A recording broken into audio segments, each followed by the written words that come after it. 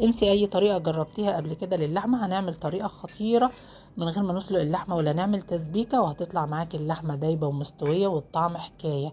لازم تجربيها، تحفة.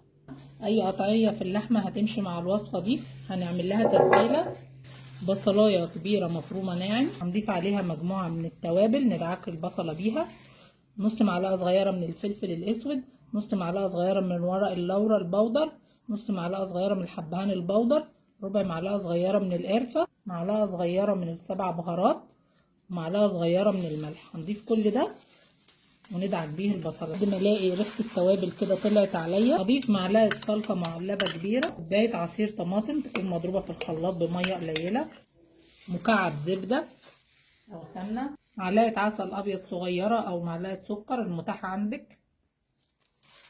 هقلب كل المكونات دي كلها مع بعض. هتبل بالخلطة دي كلها اللحمة بالشكل ده. هنجيب بايركس او اي صينية عندك، هجيب تشكيلة كده حلوة من الخضار. هجيب بصل هقطعه شرايح جوليان بالشكل ده، فلفل الوان متقطع شرايح جوليان، بطاطس وجزر واي نوع خضار تحبيه حطيه، بس يكون متقطع مكعبات محمله بالشكل ده علشان ما يتهريش مع اللحمه. هقلب كده كل المكونات مع بعض. هديهم رشه ملح خفيفه وراعي الملح اللي حطيناه في تتبيله اللحم عشان اطعم الخضار، رشه فلفل. هجيب اللحمه بالتتبيله بتاعتها وارصها كده على الخضار، طريقة سريعة من غير ما تسلقي لحمة ولا تعملي تسبيكة اللي ليها طعمها حلو وكأنك شاوية اللحمة في الفرن. هنوزع بقية التتبيلة بتاعت اللحمة على الخضار بالشكل ده. هضيف قطعة من دهن البوش بالشكل ده تديلي تطعيمة حلوة للطاجن. هغطي الطاجن بتاعي في الأول بورق زبدة، هقفل بورق الفويل،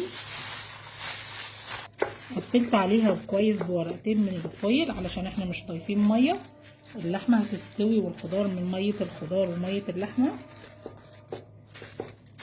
هدخلها الفرن على اعلى درجه حراره لمده نص ساعه، وبعدين اهدي النار واسيبها على درجه حراره 200 لحد ما تكمل تسويتها. ده شكل صينيه اللحمه بتاعتنا بعد ما استوت. فتحت عليها ورق الفويل بعد ساعه ونص، لان كل قطعيه لحمه وليها وقت في السوى. حطيتها تحت الشوايه، خدت لون بالشكل ده كانها مشويه.